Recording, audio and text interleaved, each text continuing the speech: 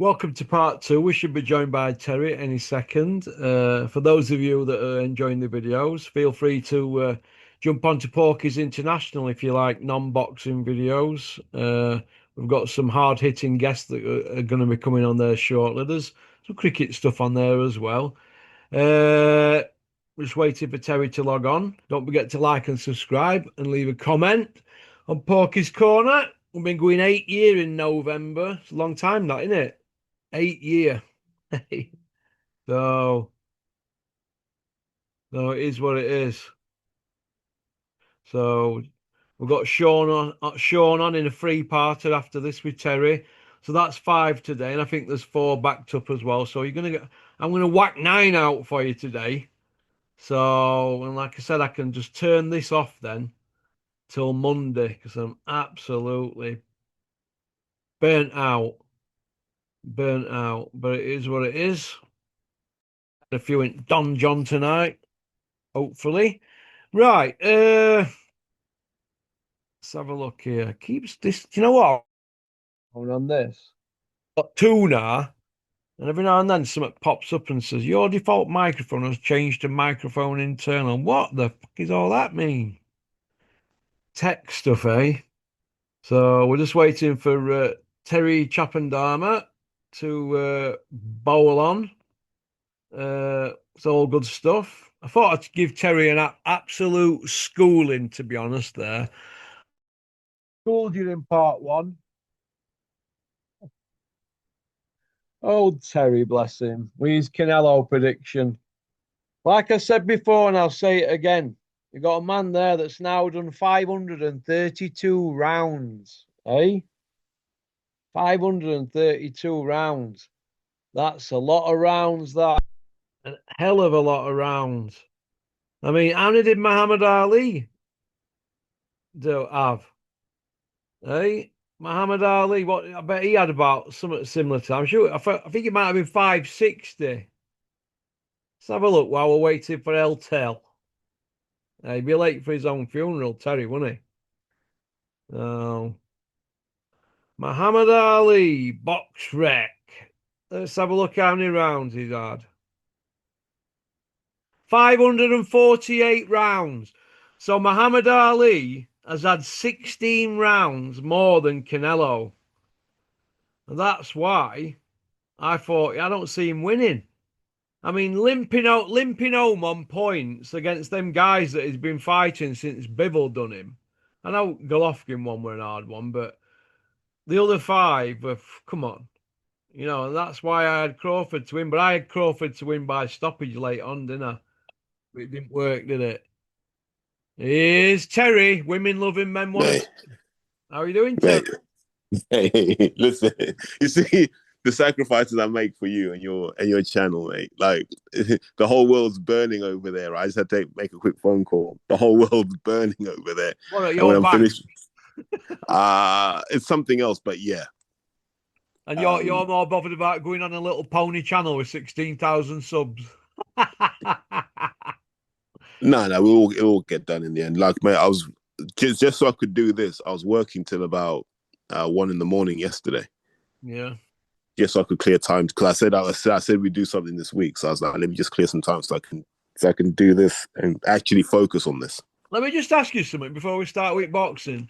Obviously, you work in banking industry. Do you know since COVID, a lot of you guys have been doing a lot of work at home, haven't you? Yeah, I'm at What home what now. happens to all them officers in London that your bosses and all them pay millions of pounds out a year for floors and floors? What's happening with all that now then? Okay, so I'll tell you what happened when the pandemic happened, and we had probably a couple of years of working from home. A lot of guys realized they didn't need that many people in the building, so companies that were trying to be profitable just let the leases lapse. So a lot of offices were just empty, unoccupied, no leases agreed. Is that still the And, same now? oh, wait, like, can I get my story off? Go on then. Go on. Sorry. So then, because people giving up leases, the buildings start to crash in value in the UK and the US, right? So you'd have a 500 million building being sold for like 180 million. Jeez. So then these guys are like, we may as well buy the building. So then they end up like, now that the building's crashed, right, at way below its market value, they've gone, right, we're going to buy the building. And so a lot of guys are moving now from Canary Wharf to the city because they've been buying the buildings in the city. And what's happening now is like, first it was coming 1 day a week, then it was two, then it was three. At some point, we're going to get to um, 4 days a week for critical roles, I think, and then everyone else will be on three. But it just means that Tuesday, Wednesday, Thursday, the office is pretty full. But the rest of the time, it's not. So, do you know these companies that are buying properties that like 500 million, these big skyscraper whatever, and they're now worth a third of that? Who takes the hit on that? The banks. Ooh. So the people who probably refinanced at 500 million. So let's say you refinanced your building at 500 million, Mm. and we'll say 3% interest. Yeah. Oh Now, God. now your building's at 180 something million, and you're still having to service that 500 million debt. You're screwed anyway. So you may as well just ride it out and hope that it goes up in value so you can book it as an accounting profit at some point. So yeah, it's been complicated, but I think what's going to happen, though, people just have different work schedules. People who need to be in the buildings will be in the buildings, and then if you don't need to, then you won't be. Do Like you I prefer go to in, be at home? uh when I need to get my head down, yeah. But there are times when I just need to be around people. Um, because you can fall into a comfort zone here and not do enough work. So every so often I'll pop down, I'll go and see the tech guys, or I'll go into the office in the city, and I'll just sit and work and listen, because it just makes my day easier, especially if like people I'm working with are in the building. You just go, right, let's talk. Do you know what I mean? Instead of having these long meetings, we can just have a 2 minute chat. Jeez, no. It's basically there's loopholes for them all to get away with it, isn't there? Well, listen, a lot of people's pension funds got ruined over this decline in corporate real estate. Yeah, that's why they were lobbying the government to get people to go back to work, because it was like, you're killing the economy. But here's the reverse of it. If you remember before the pandemic, Russ, Hmm. they were telling us the high street was dying, weren't they? Yeah. Now that you're working from home, where are you going to get your coffee from? The high street. So all of a sudden, the high streets are thriving now Hmm. They're not in because, Rotherham. hmm? They're not in Rotherham. Well, Rotherham was always doomed to fail. Yeah. Yeah. There's But only yeah, so, no, if I look at London now, when I first moved to where I am now, High Street was dead, Russ. Like no one was here. Now people are walking their dogs, pushing the strollers, etc. You know, stopping in for some artisan cookies and all that sort of nonsense, mate. Like it's good. And then on the other high street, I mean, the crackheads still doing crackhead things. So it's more vibrant now because people are at home. There's probably more sense of community because all the people who live around here, we get to see each other a bit more now. yeah. Okay. Right. Ismail Davis, Sonny Edwards' charge. Do you think he's been shafted again, Terry? How come? Well, Sonny's saying that they thought he were robbed overnight on that show. I don't know about robbed. You know, feel hard done by, yeah, but you weren't robbed. Come on, man. Well, Crocker Really? robbed. Well, Crocker won. I mean, sorry, we're Donovan, so I get them mixed up then. Were Donovan robbed in Crocker fight? Nah, he wasn't. I just think at no point did Paddy Donovan impose himself on that fight. So why would I give him a win? I can't think of a round where he imposed himself. I'm not trying to buy this. Oh, he was hitting him with these little tippy tab shots. I was like, it's boxing. This is pro boxing, not amateur boxing. Hmm. Well, looking at Ismail Davis's record, is Josh Kelly were a mandatory. Then he retired against that Boak chuck or something, and that one other day were a split decision. So he's not had rub at green, has he, Davis? But think about where he started. The fact that he's even in these conversations is I know, crazy. crazy, isn't it? Like you got to give him credit. He's almost like a Dwight Muhammad Kawi, isn't he? A guy that just came out the nick and said, "I want to box," and he's finding a way to make it work. So you got to give him his credit. Well, he's only got 4 wins over guys with winning records, and one of them's a 1-0 guy. So he's he's got a padded record, but he's a bit of a late bloomer, isn't he? Really, you'd say, wouldn't you? He's 31 next, but Yeah, you and have he's got the a guy load who of money. Frankie Gavin fought, and I think Frankie Gavin, the really muscular guy, I forgot his name now. He reminds me of him. Uh, Hang on, maybe his name will come to me. You know this guy. I'm sure you know him. Well, personally, You know this guy personally. I think he's from one of your lot. His name now. Oh, that's it. Uh, Not Leonard Bundo. One of them around about that time. Frankie Gavin fought him. What's his name now? Bit of a Joshua type physique. ooh, Denton Vassell. You remember oh, him? Denton Vassell. When it Denton Vassell, he was 20-0, wasn't he? He fought Frankie Gavin, and Frankie stopped him at seven from Brocky's jaw, didn't he? But he reminds me of him, Ismail Davis. Do you know what I mean? Kind of thing. Vassell wasn't a bad fighter, man. He was okay. Yeah, yeah, he was all right, wasn't he? And what happened to him? Mate, like you become the B side after a while. But didn't he stop after losing to Tim Zoo? Yeah, he retired after he fought Tim Zhu. He got wiped out, didn't he, in round two against him? But okay, I know you won. Uh, do you think he's reached his ceiling as regards going through weight divisions? Because people were saying he could go all the way up to like welter, but he didn't stop that guy over there, and them punches weren't having an effect on that guy like they were in the lower divisions. Do you think that's about it for him now, or do you think he could go one step further and fight Nick Ball? He could go up to featherweight. He's he's got enough boxing nous where he could go up to featherweight. So I wouldn't be surprised to see him up at featherweight. Well, yeah. Uh, but yeah, because he's boxing again, isn't he? At Christmas. Well, he's very active, Terry, isn't he? I know you. They're keeping him earning and busy, aren't they? Yeah, but he's a small guy, man. He should be ready to fight at short notice, man. You're only taking little man punches. Yeah. Okay. We'll get down to nitty gritty now. Eubank against Ben. Rematch is 2 months away. They've had the presser. Ben there in his Man City top. Eubank there batting him off. Who do you think won the mind games and the battle of the mouths on that presser? It's always you. Like Eubank's built for that. Like Eubank is the Mayweather of press conferences. No? Yeah, he just knows exactly what to say, when to say it, and he doesn't do it with a lot of emotion either. So you can't even say that he's overreacting. He's very surgical in his press conferences. Yeah. Yeah, you were him and Hills. I mean, is that scripted? I think it is, but do you think it's scripted or do you think there's genuine malice there?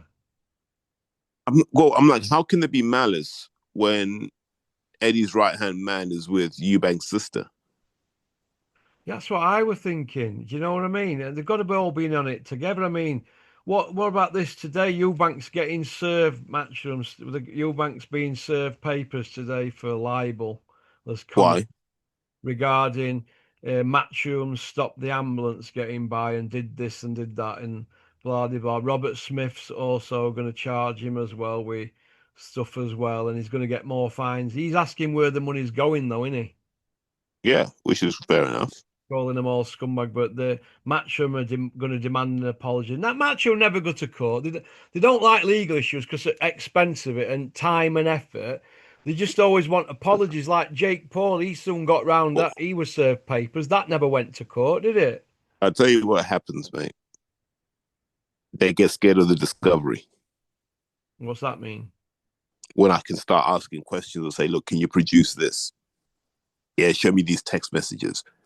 Because like you have to do that. You can't sue me and say what I said is wrong. I say, well, no, I know you got the text messages, so you have to release the text messages. And then you go, yeah, I don't want them seeing the messages. So then you stop suing. Yeah. Well, Eddie's always suing people, but no ever happens. We've never seen him in court yet doing battle, have we? No, Bricktop's had 51, is it, or 52 court appearances. He's 48-4 or something, or 49-3, something like that. 47 by way of. 47 by way of. Bricktop loves legal action, doesn't he? Do you think the comments regarding Robert Smith were in order from Eubank? I think he's angry about what happened that night, Hmm.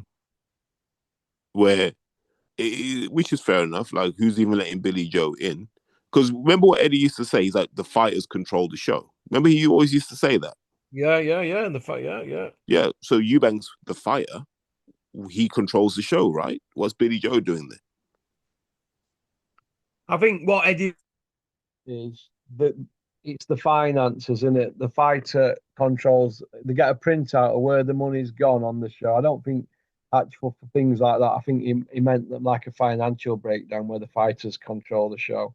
They just take the 20%, don't they? But I think they do get the concessions. If it's Wembley, I think they get the concessions for the burger vans and the bar, don't they, Matchroom? Nah, Wembley will get all of that.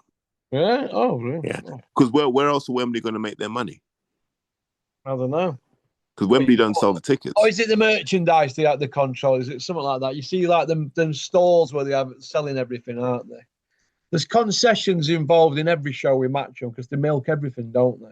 Which Yeah. is quite rightly so, isn't it? That they're in the business of earning money, aren't they? The fighters get paid on time. We've never really come on here, Terry, and said they don't pay fighters match them, have we? No. They do. They're not the best payers in boxing, but they'll pay you. But But we're also, this is also irrelevant now because Frank pays you. Everyone pays you now. Yeah, but Frank didn't used to because I've seen checks on Curtis Warren's wall in his house that have bounced from Queensbury. You know what I mean? Curtis Warren. Curtis Woodhouse, sorry. Still begins with W, doesn't it? Curtis Woodhouse has got a 15 grand bounce check framed on his wall in his house. So that proves that Queensbury back in the day, they weren't 100% while they were the fighters. You know what I mean? No, but so I also know the other side of this, right? Where they used to say, if the fight achieves these numbers, this is how much you'll get paid. So a lot of these guys that say Frank didn't pay them what he said, no, what Frank said was, if the fight does this, then it will work. And a lot of times those fights were loss making. So even just them getting paid, they should have been grateful for. And that doesn't get Well, talked about enough. big that were big. That's Dennis's get out when people come in on a Monday. They say, "Well, show hadn't done so good, and we had a deal, this and that." This is you have to get it all wrote down. Get it all wrote down and get them to sign it. Fighters out there, what you're actually getting, because if the shows do crap and you put in a crap performance, but you still get a win, they're reluctant to pay you, aren't they? That's what I think, anyway. But But obviously, here's what happens with boxers, right? You say to a boxer, look, I can pay you 100 grand.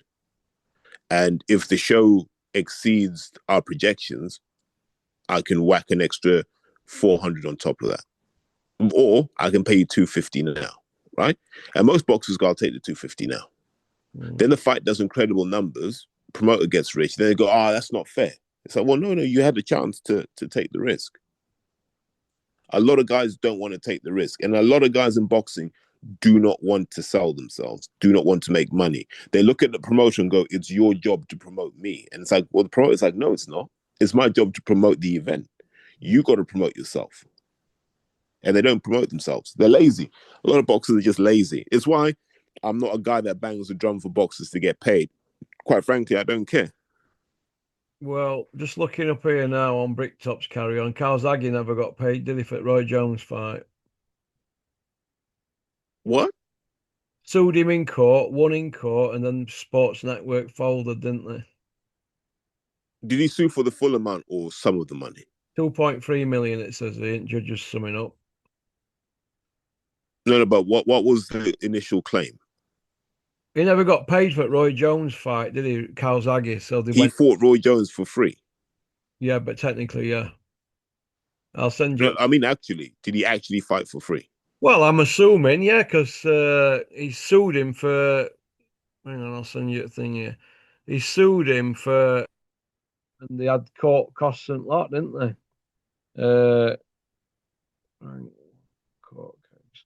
We're not saying Top's dodgy. We're just saying that there's been incidents where he's had problems.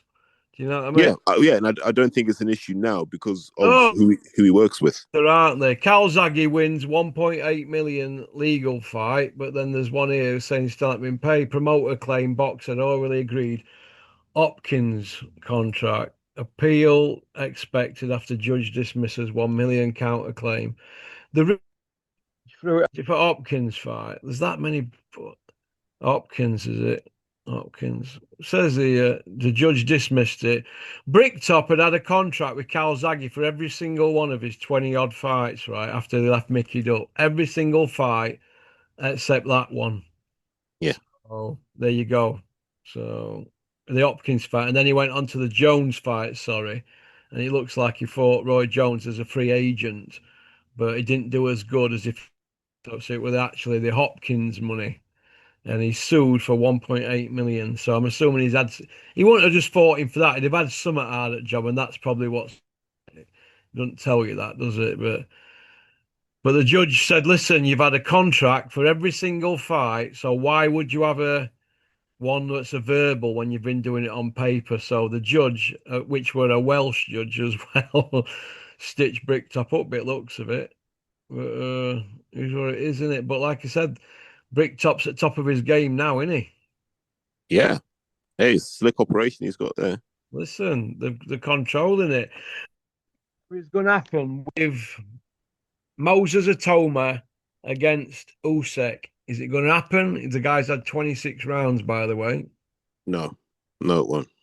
No, I wouldn't have thought so. They're not stupid enough, are they? Yeah, why would you? Would they put him in with Parker, though? Yeah, just make sure the drug testing's on point. You're saying that Parker might be on the special nuts and berries?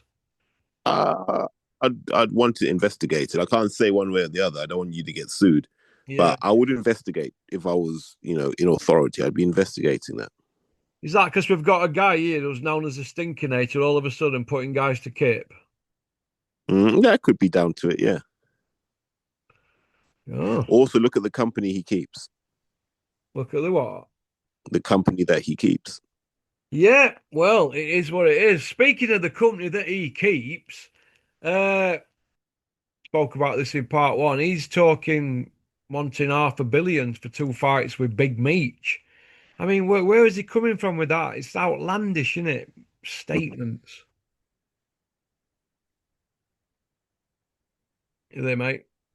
No, I'm here. Yeah. Um, Does that fight happen, Fury Joshua? And if it does, has it lost its sparkle? it lost the sparkle years ago, mate. I don't think people care, but we'll be made to care because we're so invested in it now. We've got to get our payoff. Yeah, I see where you're coming from. I see where you're coming from. Turkey Al Sheikh, is he here to stay? He's here for now, was what I would say. Dana White, is he here to stay? Because No, I think personally he's like a fish out of water with boxing at the moment. I mean, you were talking, gonna do this, gonna do that 3 months ago. We're still waiting, aren't we? he's realizing now that boxing's not the UFC. The UFC is a closed shop. It's relatively easy to manage. It's relatively easy for him to be one of the main characters. Boxing's different, and like you gotta work a lot harder for your money in boxing, and he's finding this out the hard way. He's finding out something, isn't he? Uh, you know, women's boxing, Terry, is it dying on its arse? Well, look, right. Let's take a young lady like Kara Sartingstall, one of the few women boxers who's dropping people, and we don't know when she's fighting next. But she's in a competitive division at Super Bantam where there are fights to be made. Where's the fight? Hmm, yeah. Do you know what I mean? Like, I want to see her out and about. She deserves it. Can Wardley deal with Parker? Yes or no? I think so, and I also hope so. Well, I think he knocks him spark. Oh, I think he's there to be beat. People keep making, right, this big song and dance about Joseph Parker now. Superbean does it. Simon Jordan does it. Juggies Olivers does it. But if you really scratch the surface on Joe Parker's CV, Since his last defeat against, is it Joe Joyce?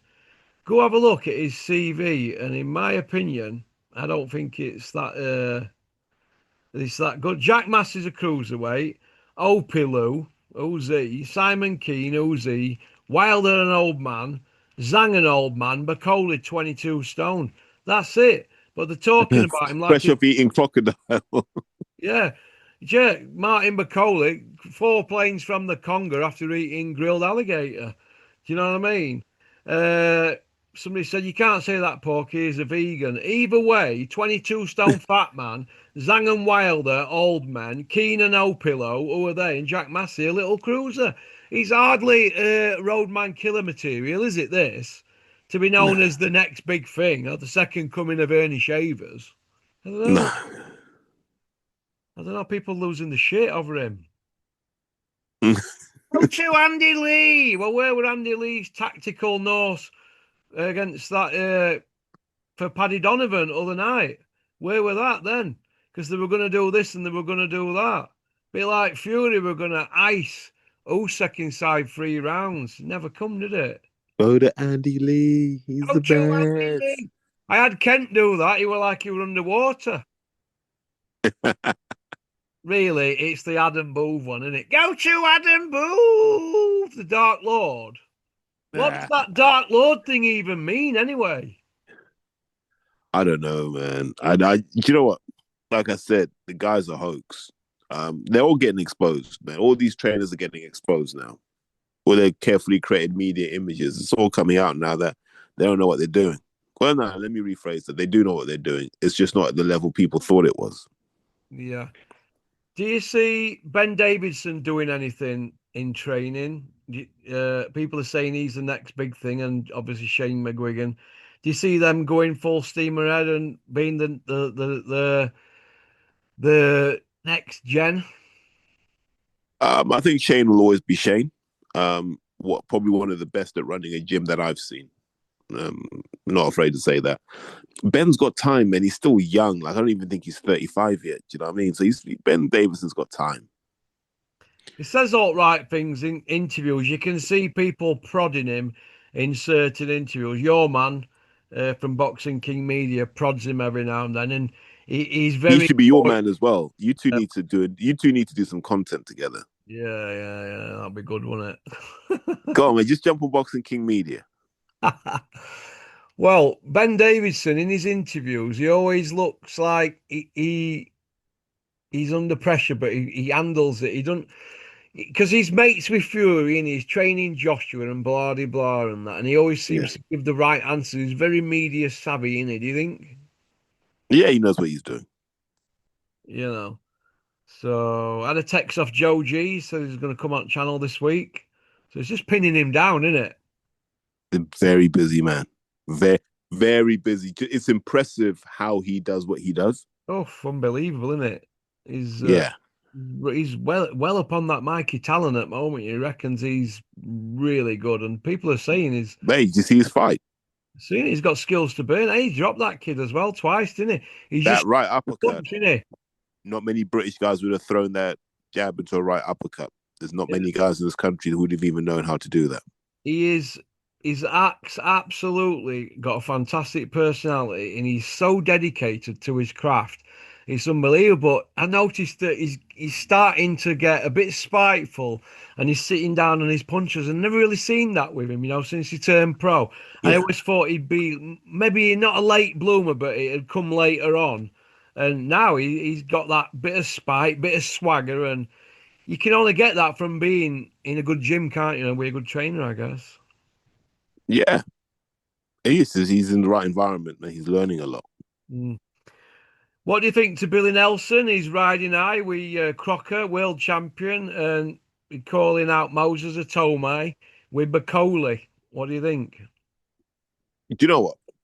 Like, Billy Nelson will always annoy me, but I kind of rate him because he goes into bat for his fighters like no one else does. Him and Curtis Woodhouse, right? Just go into bat for their guys, and I really like that. And I'm not saying this to be disrespectful.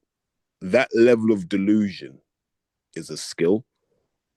because until it's proven, it's kind of delusion. You know, when someone says they'd be the greatest fighter in the world, and I'm like, but that's what you want to hear as a fighter. What Curtis does with Adrian King is exactly what you want to hear if you're Adrian King. Yeah, What Billy Nelson does with Martin Bakoli is exactly what you want to hear if you're Martin Bakoli. That's when you'll train hard for a guy. yeah. So credit to both of those guys for doing what they do. People need to go on my channel and go look at my oldest ever video. The first video guy interview were one at NASA's, the brothers, in fact, from Sheffield, Yeah. and signed to Dennis. And if anybody goes and looks at that video, it's the oldest video on my channel. And I think Ryan Rhodes trained him as well, and Dennis were promoting him, managing him, whatever. But he sat on interview, and I were like. I interviewed him. He signed with Dennis, and he said he were going to be pound for pound and this and that. Anyway, in his next fight, he got beat, didn't he? Ah, Yeah, and this is just what can happen, is You can be overconfident, can't you? yeah, You know what I mean? And but fighters, they have to have that mentality where they say they're going to win and all the time, don't they? And they've had a great camp and that they can't have any negativity around them, can they? And then after, when they get beat, they say they had a crap camp and they were injured, this and that, and I don't know, but Billy Nelson, he does go into bat for his fighters. For years, he's been going on about McCauley, hasn't he? He's this, he's that, and apparently he's supposed to have touched Usyk up, filled him in sparring, according to Billy Nelson. So we have to give him props for doing that. And of course, he's got a good track record. He did well with Ricky Burns, didn't he? yeah, he did right with him. Listen, he did fantastic for Ricky Burns. And Ricky Burns stuck knifing on him, didn't he? Because that Broner fight didn't come off. And look at what happened to him. He ended up in court and bankrupt, didn't he? Yeah, That's what happens. But but he'll come back. Broner will come back. yeah, yeah. I just want to touch on Ben Shalom before we part. Ben Shalom, Terry. Spikier now, isn't he? Since he lost the Sky deal, I mean, the elbows are definitely out. So hopefully, this is him fighting back. Well, let's hope so. Because BBC, I remember going to with Dennis at BBC, as you know, in Manchester many years ago, about 7 years ago. And they were going to do this and they were going to do that then with BBC iPlayer. And we're still fucking waiting, aren't we? So the BBC's hit and miss. I won't count your chickens saying you're working with them. That's my opinion.